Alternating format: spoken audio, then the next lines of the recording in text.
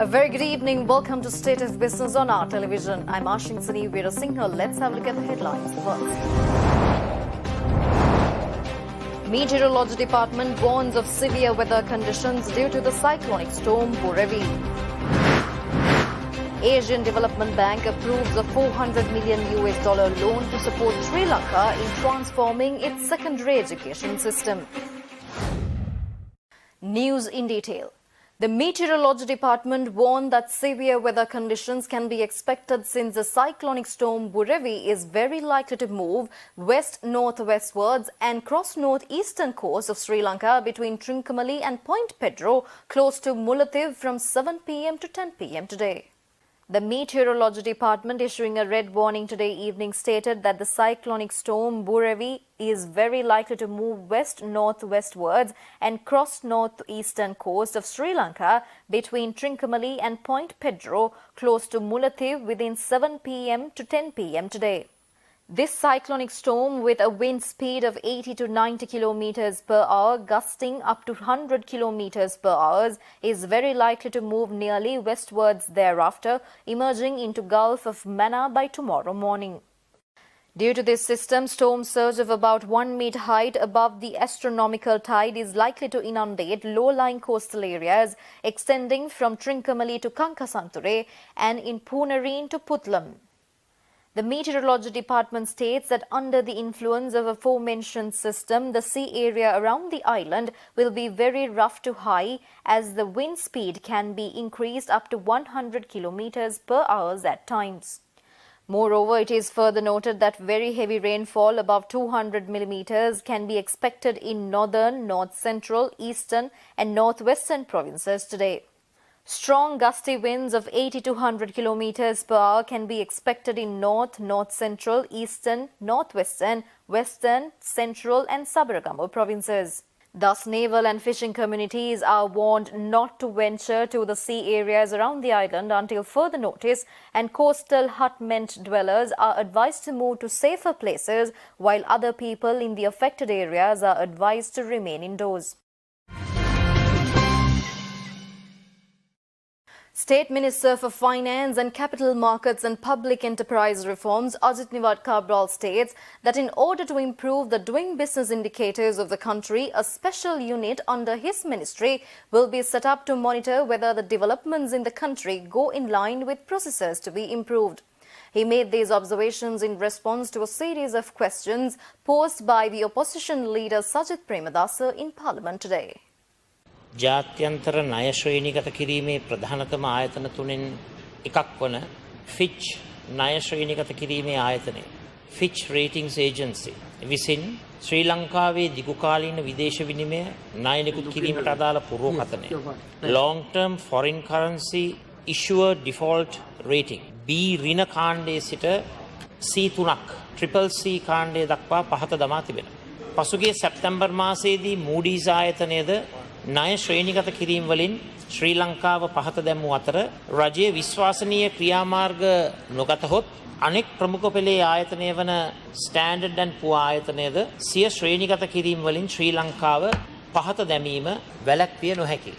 ගරු කතානායකතුමනි, රජය විසින් ඉදිරිපත් කළ අයවැය මගින් මූල්‍ය ඒකාග්‍රතාවය ෆිස්කල් කොන්සොලිඩේෂන් ඇති කිරීමේ උපාය මාර්ගයක්, රාජ්‍ය ආදායම් දියුණු කිරීමේ ක්‍රම සහ විශ්වාසනීය ණය කළමනාකරණ ප්‍රතිපත්තියක් ඉදිරිපත් කිරීමට අපොහොසත් වීම ෆිච් ආයතනයේ මෙම ක්‍රියාමාර්ගයට හේතු ලෙස සඳහන් කර තිබෙනවා.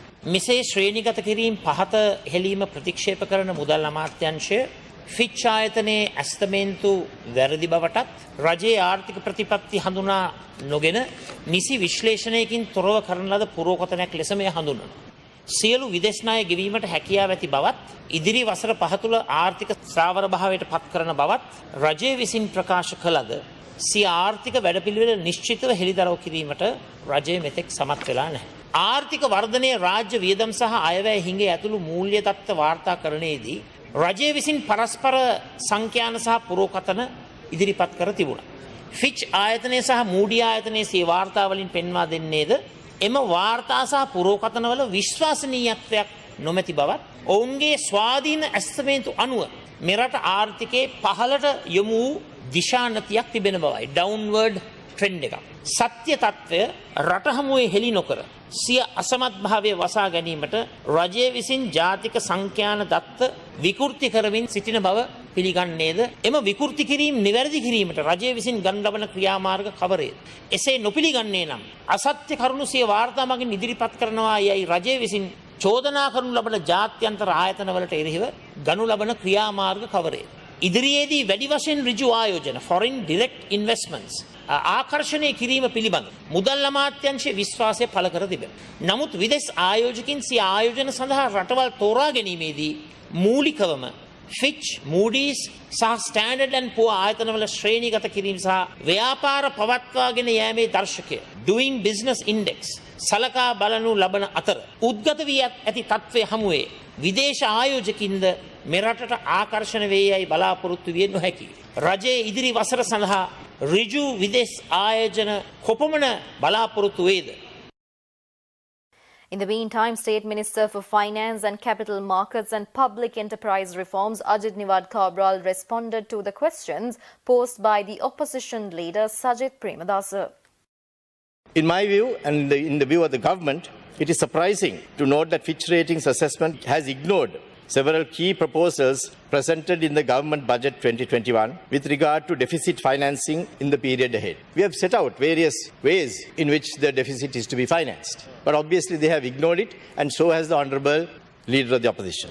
As indicated in the budget 2021, the government has adopted a novel approach in relation to foreign financing while enhancing the effectiveness of already secured financing channels aimed at reducing the share of foreign financing in the budget deficit over the medium term. In 2014, Honourable Speaker, the total debt, if you break it down into foreign debt and local debt, it was 40% was foreign debt and the local debt was 60%. But by 2019, as a result of the various measures taken by the previous government, that ratio had gone up to 50% was foreign debt and 50% was local debt. So we inherited a hugely skewed situation with regard to foreign debt, and that was of their making, but we'll have to deal with it. Yet Fitch Ratings builds up an argument based on the existing financial model, thus adopting a backward-looking approach.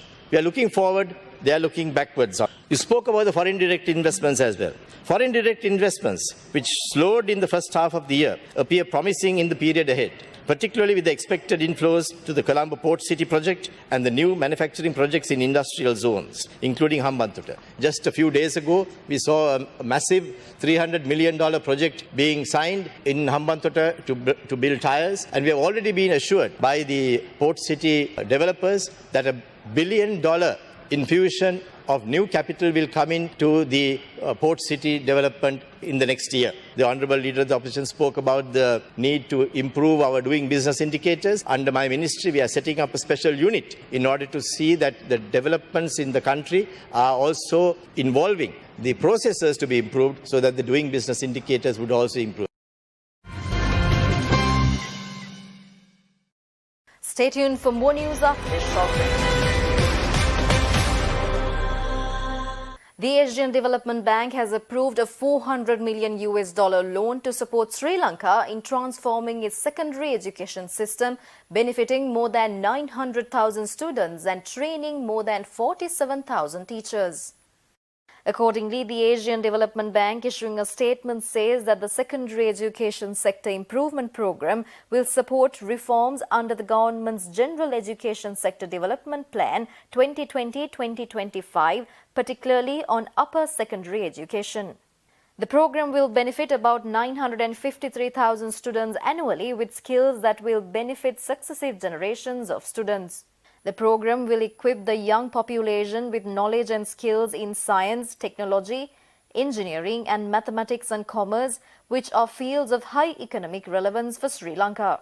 To achieve this, the program will reform the curricula, instruction and assessment systems to focus on practical application of knowledge and integrate cognitive and socio-emotional skills. The program also focuses on improving teaching quality and teacher-trainer given the importance of quality of teaching and method of instruction on learning. Furthermore, under this program, more than 47,000 upper secondary education teachers will be trained on inquiry-based and interactive learning approaches.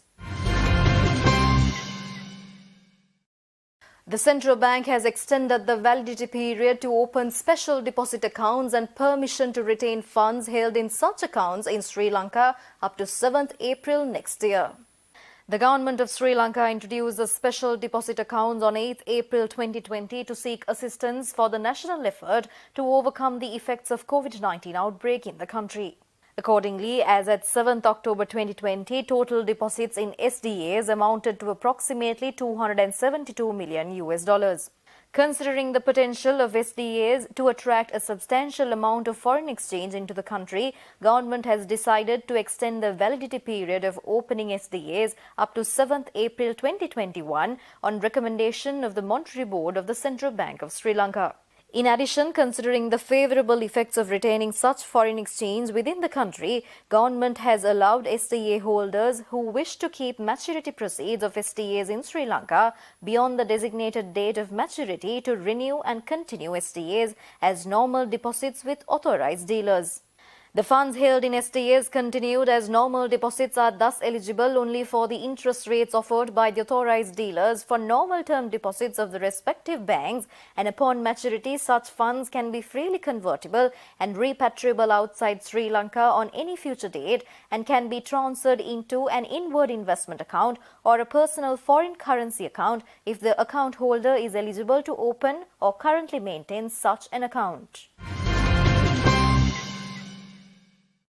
The central bank states that the headline inflation as measured by the year-on-year change in the Colombo Consumer Price Index has increased marginally by 1 decimal point to 4.1% in November 2020 from 4% in October 2020. Food inflation has increased marginally by 3 decimal points to 10.3% in November 2020 from 10.0% in October 2020. Non-food inflation has also increased marginally to 1.6% in November 2020 from 1.3% in October 2020. However, the change in the CCPI measured on an annual average basis remained unchanged at 4.6% in November 2020. Monthly change of CCPI recorded at 0.4% in November 2020 due to price increases observed in items of both non-food and food categories. Accordingly, within the food category, prices of big onion, red onion and potatoes increased in November 2020. However, prices of fresh fish and fresh fruits recorded declines during the month. Meanwhile, prices of items in the non-food category recorded an increase during the month mainly due to price increase observed in the transport subcategory. The core inflation, which reflects the underlying inflation in the economy, remained unchanged at 3% in November 2020, but annual average core inflation declined to 3.2% in November 2020 from 3.4% in October 2020. We'll be back with stock updates after the short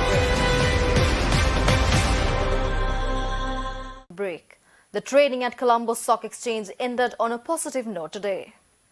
The all-share price index gained 28.38 points to close at 6,345.84 and the S&P SL 20 gained 14.63 points to close at 2,512.55. Turnover was 2.2 billion rupees and over 111 million shares were traded. Up next are forex rates.